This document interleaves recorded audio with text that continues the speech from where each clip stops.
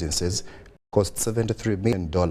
According to the entire project, which will cost a whopping US $400 million to develop, sits on 600 acres of land. Even the fraudsters, these who come and tell lies and so on, we can amend laws and ensure that the project goes on. Even if somebody is claiming, you can continue claiming while the project is going on, instead of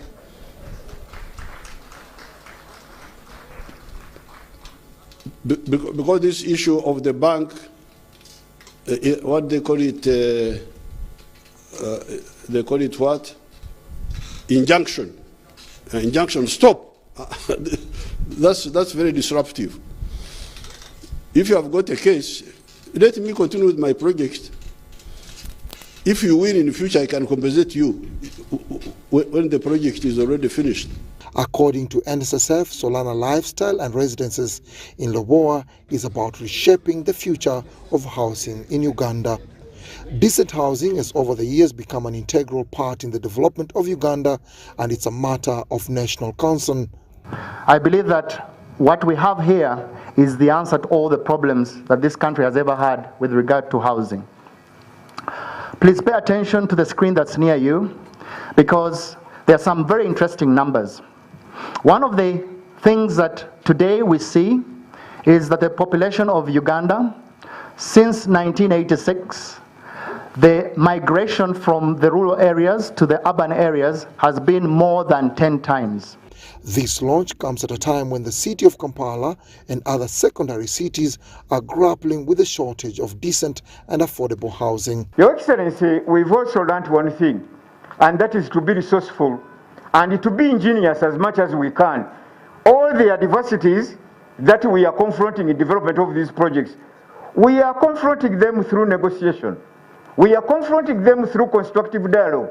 We are allowing each other to listen and also to be able to respect each other and solve these issues the best way we can. You know how NRM, Your Excellency, we solved challenges. We have solved much more intricate and difficult challenges.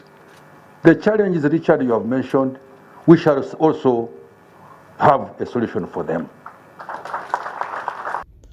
Communal features of this real estate project include a clubhouse with a swimming pool, kids play area, specialized lounge, organized living, security and spacious parking, among others.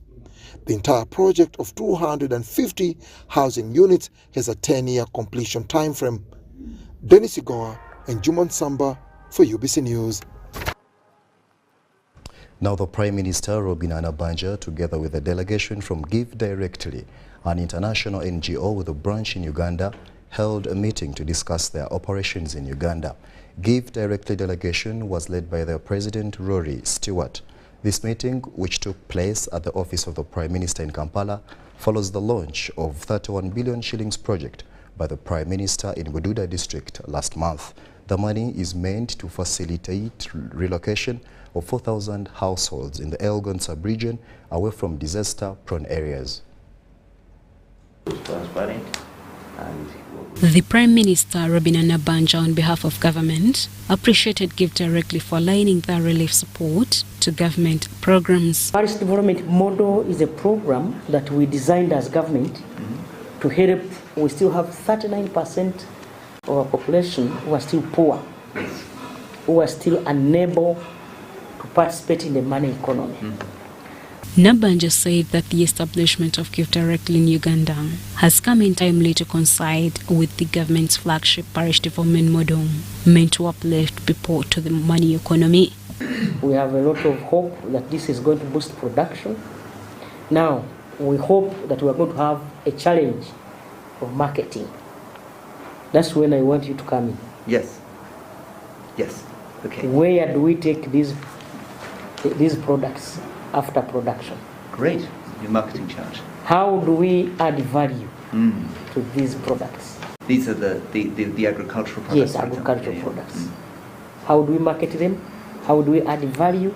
How do we, as a government, help these people to manage their finances. Yes. The president gave directly Rory Stewart, who is also a former UK International Development Secretary, pledged total commitment to work transparently with respective arms of government. Convince some of these governments, firstly, that there is real need, there is real poverty, there are climate issues. A lot of these governments are very, very anxious about climate change and the effects of climate change, flood. Give Directly activities had been suspended in 2020. They resumed operations last year after sorting out a number of issues with government. The meeting was attended by the Minister for Northern Uganda, Grace Freedom Kuyuchini, and other senior government officials. Shaidat Nasaku, UBC News. In more news, Parliament has overwhelmingly voted to pass the Computer Amendment Bill into law. This is a culmination of countrywide and sectorial consultations that some members of Parliament speak with one voice in addressing cyber discipline. The session was chaired by Speaker of Parliament Anita Among, who successfully guided the House on reaching a consensus on computer misuse.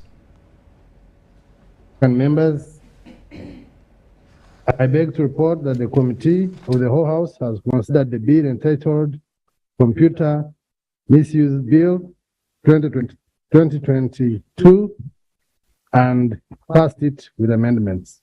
I beg to. Thank you. Motion for adoption of the report of the Committee of the whole House. Honorable Motion. Honorable Speaker, I beg to move that the House adopts the report of the Committee of the whole House.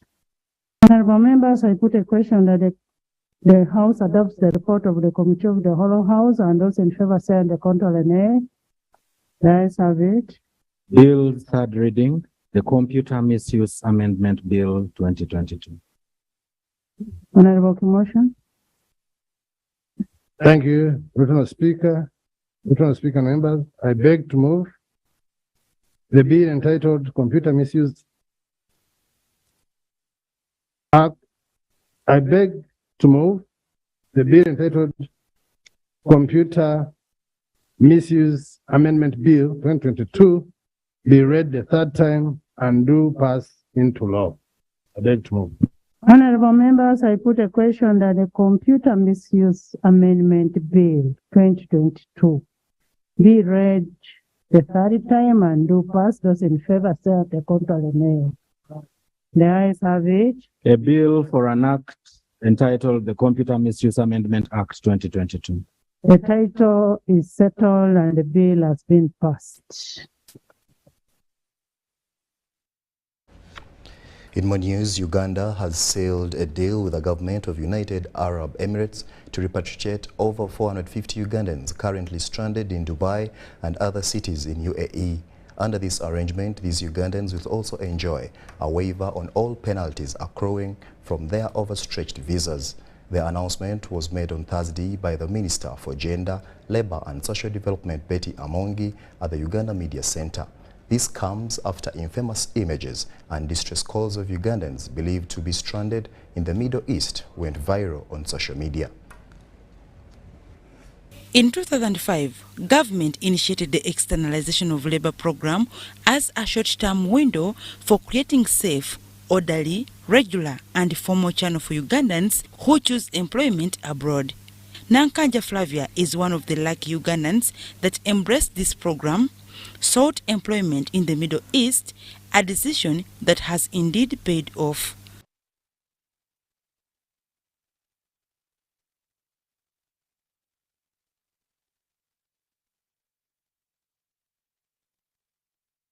Nankanja attests to the fact that she went through legal processes with adequate guidance of a licensed company. However, going by recent media reports of stranded Ugandans in the United Arab Emirates, government and stakeholders have had to raise a flag on illegal migration.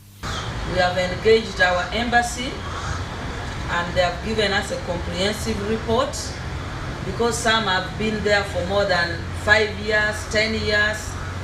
Others have been there as of recent, and most of those that you see on the streets sleeping on Bania Square in Dubai are victims of this.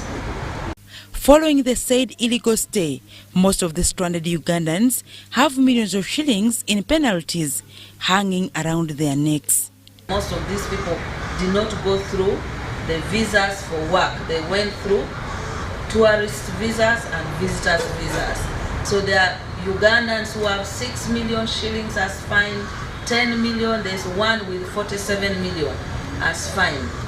And so you cannot come back when you've not paid that. Fortunately, after back and forth engagements, government has finally sealed a deal with the United Arab Emirates to rescue a total of 452 Ugandans. Humanitarian offer from the government of UAE to give tickets to all Ugandans who are stranded in UAE and would like to come back to Uganda.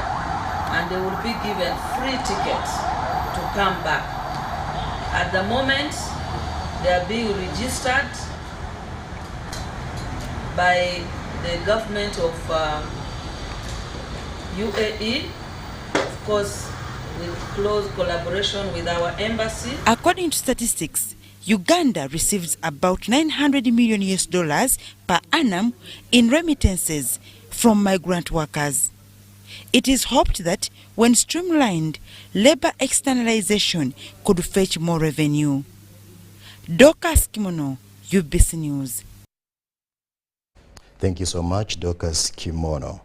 A recently conducted countrywide IT survey indicates that adoption of ICT among local government administrations is still very low. About only 4.6% of staff have a computer assigned to them for work purposes, while 5.6% of staff routinely use a computer at work. This was revealed during the launch of National Information Technology Authority Survey Report 2022 at the National ICT Hub in Nakawa, Kampala. In the recent past, we are receiving so many crimes related to online transactions. So we do have expected maybe the survey to bring out the leadiness of police in handling these crimes. The 2022 National IT Survey was conducted in line with the mandate of National Information Technology Authority Uganda, NITAU.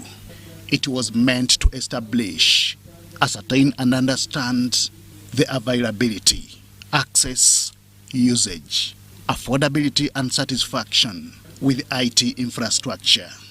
The focus was on equipment and services amongst individuals, households, government ministries and agencies, and these were some of the findings. Well, communication is still the dominant activity, so sending and receiving email is right up there. Research and data collection is starting to come up. Providing services to the public is included in there, social media and instant messaging and so on and so forth. The survey was conducted with a sample developed with guidance and support of Uganda Bureau of Statistics. They included 132 ministries, departments and agencies, 128 districts, and 3,960 households and individuals, as well as 600 businesses. The survey explored reasons for not owning mobile phones, and of course the number one challenge that people reported was, I cannot afford it. That's about 70% of the individuals indicated that they could not afford a phone. When you look at the age groups to get a sense, so we would ask people, to get an idea of their age, so we'd get an idea of their age range. You can see that predominantly, the young people, the high proportion of all age groups basically have access to a phone, at least as a basic. Whereas improvement was registered in some instances, there was an indication that online service delivery needs improvement, especially at local government level. Government has a goal to extend fiber to all the district headquarters, but it hasn't gotten there yet, even at the level of the district headquarters. The world is going digital, and as a country, we must put focus in specific areas, the areas of infrastructure, the areas of e-services, to create efficiency in the delivery of services to our citizens. Similarly, This message was carried on behalf of the Permanent Secretary, Ministry of ICT and National Guidance, Dr. Amina Zawedde. There is unequal access to ICT use across the country in terms of rural, urban, gender, and income-based divides. The survey was launched by Commissioner Michael Ochero with a message emphasizing adoption of ICT for improved service delivery. The growing demand for online services within the public domain, coupled with the increase in mobile phone and internet access across the country, shows great potential for increased digitization of service provision to the Ugandan public. The survey was carried out between January and April 2022 with focus on bridging the gap in embracing ICT. Henry Okrut, UBC.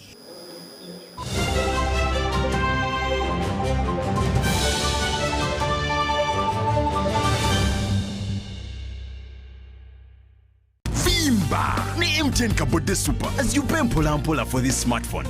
Make calls, update your WhatsApp status, watch YouTube, and Google anything under the sun with 2 GB worth of data every month for 7 months. Simply make a small deposit of 99k and pay the balance mpola. You can pay in daily, weekly, or even monthly installments while you enjoy your new phone. So what are you doing today? Visit any MTN shop near you and get the MTN Kabode Super easy.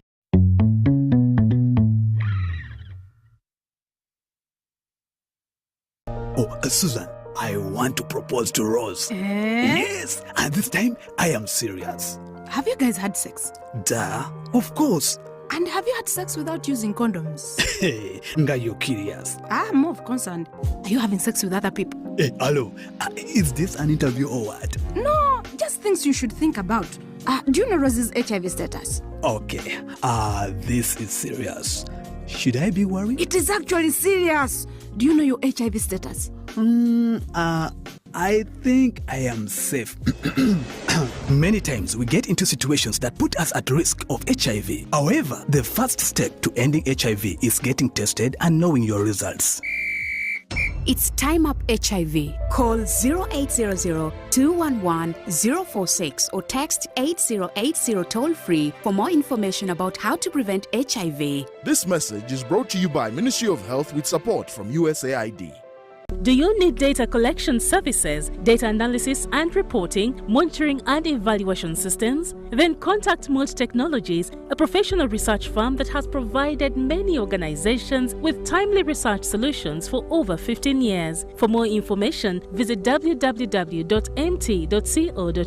or call us on 0704 913 399 or 0782 602 963. Visit our office in Kampala at Sayuni Complex in Tinda. Mood Technologies, your professional research firm.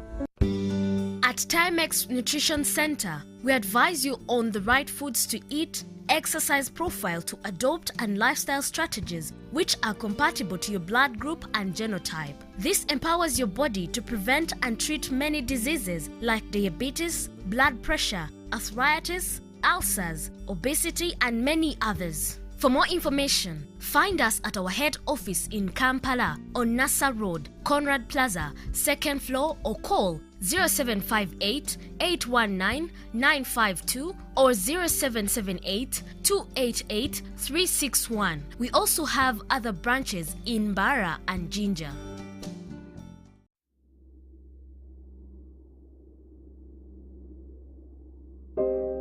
I remember the lockdown, when the streets were empty and our lives disrupted, when businesses closed and our livelihoods hung in the balance. Hospitals were full. We lost loved ones, jobs, and hope. Our children couldn't study anymore. We cannot let this happen again. We should not go back. Get fully vaccinated against COVID-19 and join the millions of Ugandans who are already vaccinated.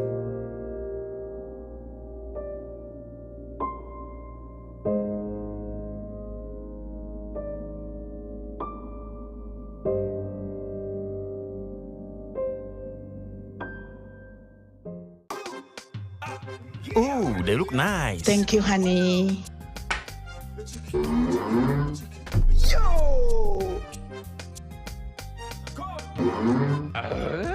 Yo!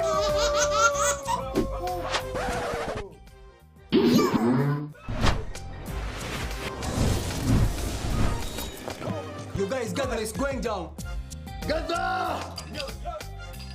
Gather! Yo! I tell you what.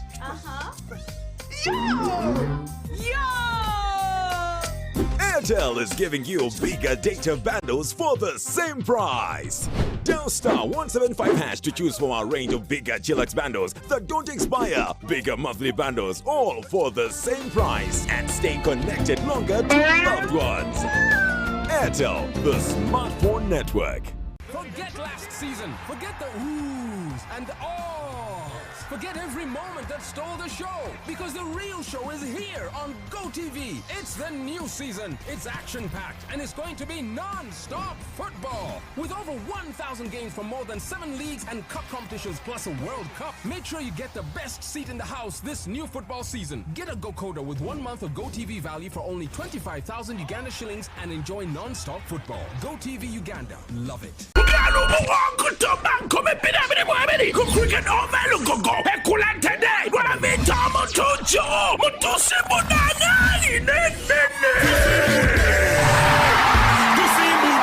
October Bidel Musaba Gardens Mukono, October Mukaga Millennium Gardens Sazibuaya, October Munanaji Montelembara, 15 October, 40 Poto Muchisawe, Abidim Bi October, Bale Sports Center, Umtual Como, Yebem Tuale Santo, a meza million yemo, Wababa Tual Kumia, Abana tickets of Cosa MTN Momo, Banjago Sasuran Comitano, Binamina Romo Center, Hiva Motors, Galaxy FM, Radio 4, Kagwila War, MTN.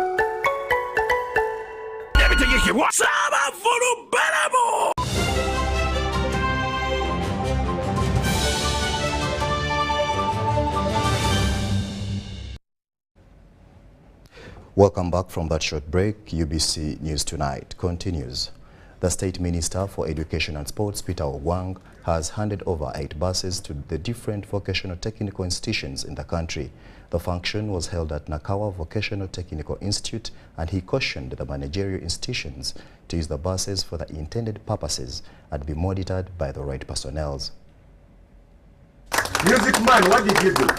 The quality of training to enable production of highly skilled and competitive workforce ready to tackle the challenges and provide solutions the world over work today. And I'm happy, Madam PS, that here are the people who are helping us to do this work. So I commend you, principals, for the work you're doing for our country. Government does its part, hands you these facilities.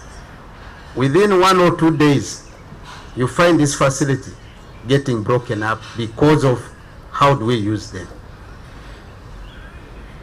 Madam PS, I want to propose, and this we shall discuss this in top management, that we need to institute on how this facility should be managed. You can see these are grants, these are loans. 1 year on the road, you go and check on these buses or this bus, from wherever it will be not be serving the purpose why we sent it there. So what measures do we need to institute?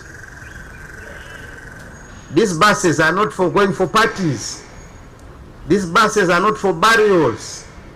These buses have an intended purpose why they have been procured. That's my humble appeal to you here. I am happy my colleague is here, that we must help these buses to serve the purpose why we are handing them over today. Equipment to support transportation of students to their various training sites. In a bid to acquire the 30-seater buses, the ministry underwent an international procurement process. A contract was eventually signed on 20th July 2022 between the Ministry of Education and Sports and Motocare Uganda Limited for the supply and delivery of these buses you see here.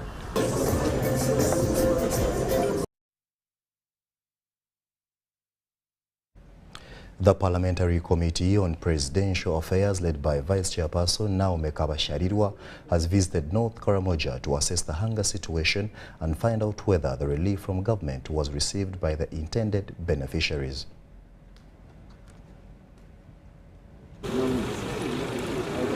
The Parliamentary Committee on Presidential Affairs, led by Vice Chairperson Naomi Kabasharirwa, has visited the 4 districts of North Karamoja, including Abem, Kabong, Karenga and Kotidong, to access the hunger situation and whether government relief reached the intended beneficiaries.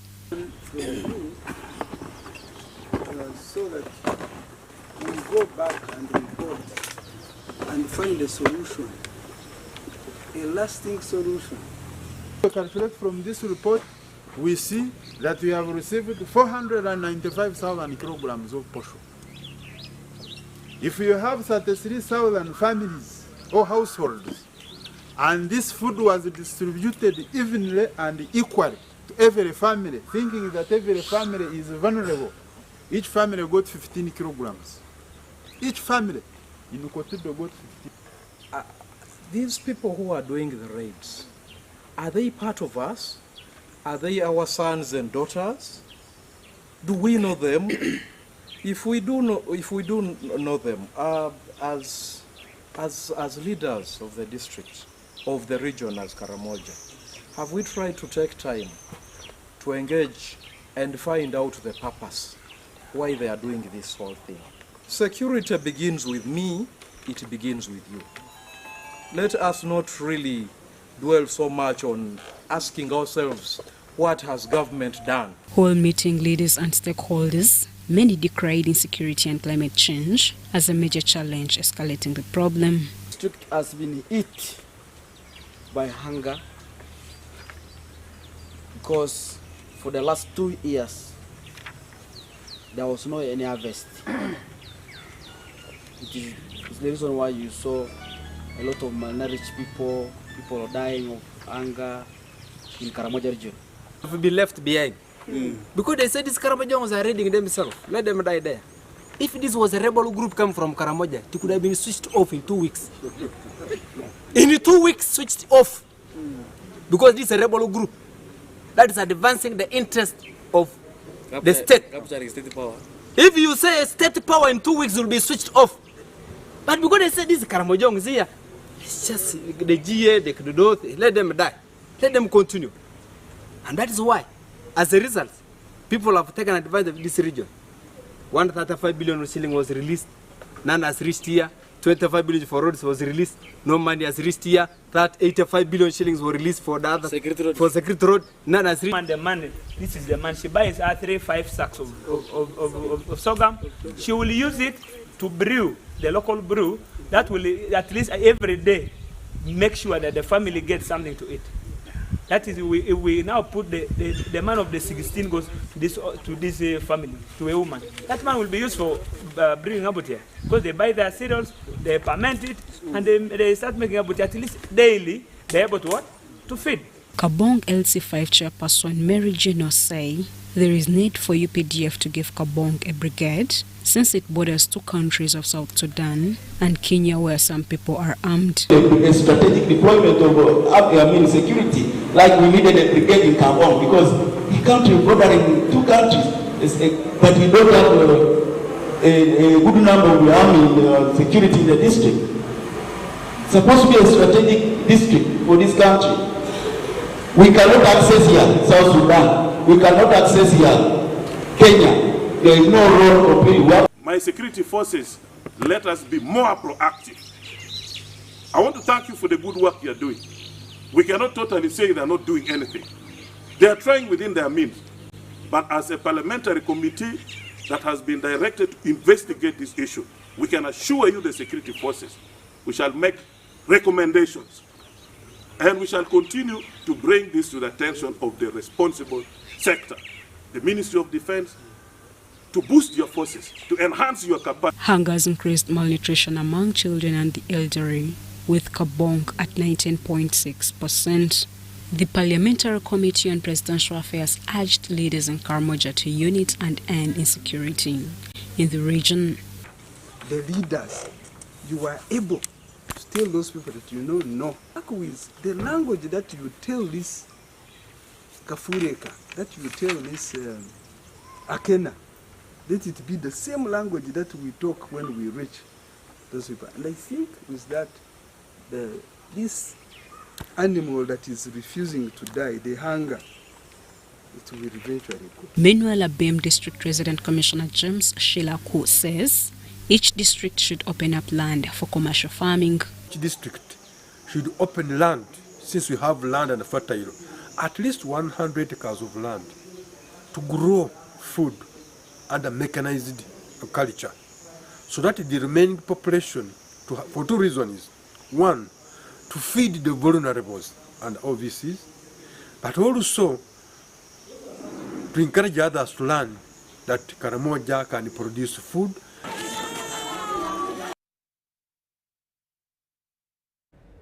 In more news, Otuke district is still calling for food relief to respond to the food shortage after a prolonged drought witnessed in the district. Francis Abola, the district chairperson, says 4 people have been lost to hunger-related illnesses, while others are believed to be undocumented. According to the health department, many persons living with HIV have also abandoned their medication due to lack of food.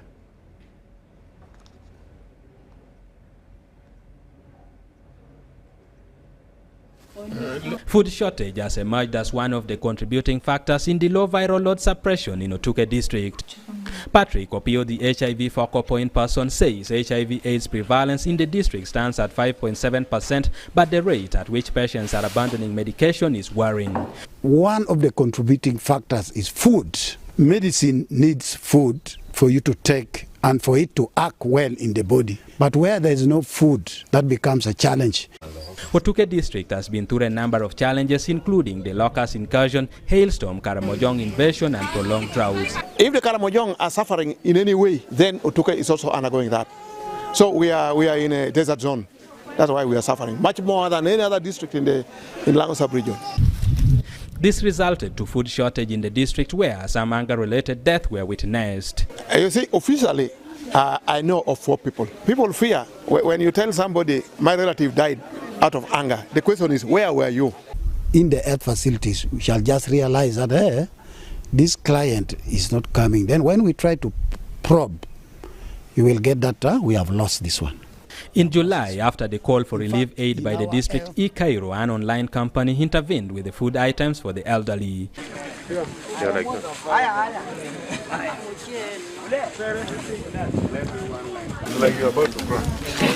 For the second time, the company donated food relief to 1,000 children living with HIV/AIDS in the district. The people who are living with HIV/AIDS were more vulnerable compared to the other categories that we had in our target group. That is why this time around, as e-Cairo, we thought otherwise to come back and support people living with HIV/AIDS, and more especially children under 15 years of age. We are still saying that whoever can come to our rescue, because, as I said, the situation is not yet very good. People are in dire need for food. Joan Nadere, a resident of Ulilim sub-county, who received 2 kilograms of posho and beans, says her granddaughter has been surviving on white leaves and has been very unhealthy.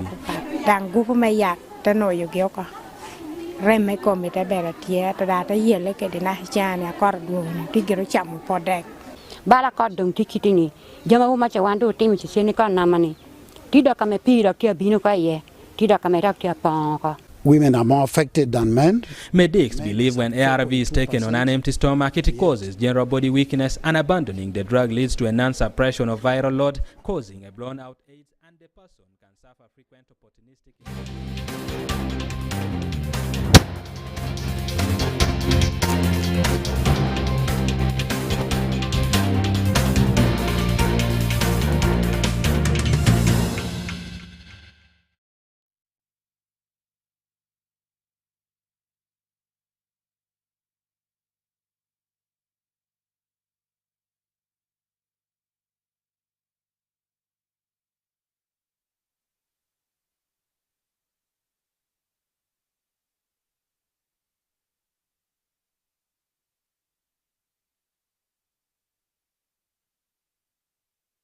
Queen of England has died at the age of 96. Buckingham Palace announced in a statement tonight the Queen died peacefully at Balmoral this afternoon. The King and the Queen Consort will remain at Balmoral this evening and will return to London tomorrow. The UK was immediately plunged into a state of mourning with plans for her funeral and a National Day of Remembrance to be announced in the coming days. Her passing comes after Prince Charles and Prince William raced to be by the Queen's side after doctors confirmed they were concerned for her health. Prior to her death, the monarch was said by Buckingham Palace to be comfortable at Balmoral, where she remained under medical supervision.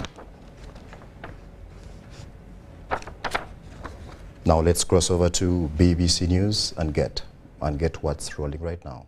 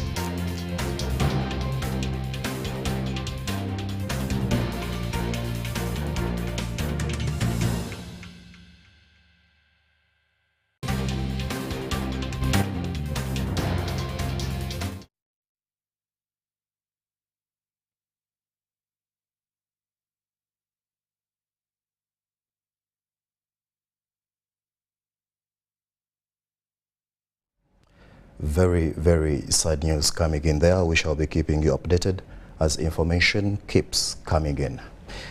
As we continue with our news, Parliamentary Committee on Agriculture has punched holes in the implementation of the Agriculture Cluster Development Program, SCDP.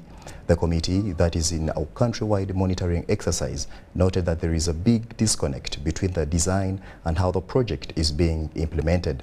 They also rejected cassava chipper in Dokolo, saying it is too small for high production. The Parliamentary Committee on Agriculture is currently on a countrywide tour to assess the performance of the Agriculture Cluster Development Project, SCDP. How much money did you receive? You have not got it? No, I got some money for coming. How? Why? For coming for monitoring activities. Getting that money and accounting for it. That's the report we are getting. That can be audited. No, this question of auditing cannot solve our problem because you are good at documentation. So this is At Dokolo Youth Oilseed Cooperative, the committee applauded their preparedness. However, they were shocked to realize that roadworks is only at 10%. this machine will not change any life. They also rejected the cassava chipper, which they say is not commensurate with the group's capacity. We have a disconnect between the planning, the design of the project, and the direct implementation of the program. And as you can see, you have a very big capacity of a washing machine for cassava, but when you go to the cassava chipper, it is a complete disconnect. Definitely we will revert back to the supplier and ask them to give the right specifications. We will work with the supplier to ensure this is done. Farmers also reported that the e-voucher system has been a challenge. Farmers are not happy. You pay money, they are waiting for the input. In Dokolo North, the area MP intervened in the cassava projects and co-funded for the farmers to help them benefit from the intervention. We need to step up because if we are to restrict ourselves into co-funding, then many people will be left behind. We are so thankful for the member of parliament of this area who came in to liberate the farmers of this area. The biggest area they should document are, one, the positive things. And I see the positives as I mentioned, curbing hunger, but more importantly, the issue of income. I think by the end of this year, they will be shocked with the results we are getting on the ground. The initiative of going down to see the value of money, it is very important. I'm encouraging our other committees at national level to also borrow from this committee. If all the committees can come down, reach down, follow the money, see what the money has done, this will change the country. ACDP is a $150 million World Bank funded project to raise on farm production and marketable volumes of selected agricultural commodities in Uganda. Eddie Olwa, UBC News. The State Minister for Culture, Peace Mutuzo, has commended non-government organizations in the country for supporting government to change the lives of Ugandans, especially the businesses. The minister says government will continue to support these NGOs by enabling them with a conducive environment.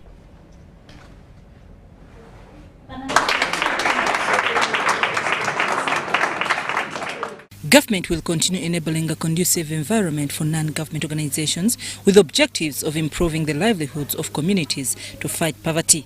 The State Minister for Culture, Peace Mutuzo, commended the street business school organizations for training and skilling low-income earners in order to start and grow sustainable businesses. Minister Mutuzo was presiding over the launching of the Street Business School Kampala branch at Hotel Africana in Kampala. I appeal and invite everyone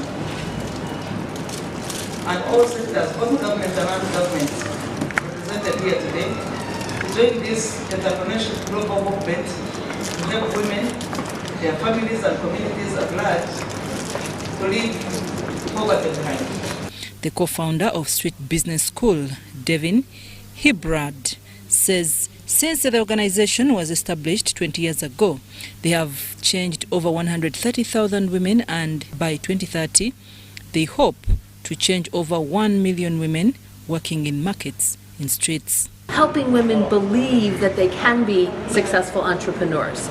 Most of the women that we work with come in and they've never seen anyone in their lives who has been an entrepreneur. Maybe they've never had anyone who said, I believe in you. And so we bring in alumni, women just like them who are living in deep, deep poverty, and now they have 3 businesses and their children are schooling and others are coming to learn from them. And so it's these 2 pieces. It's the confidence plus the knowledge that helps create the transformation, and women who go through Street Business School triple their income. Hibrab further cautioned Ugandans against politicizing this program aimed at improving the livelihood of communities. I'm Navka Farida and Salongo Kaspante.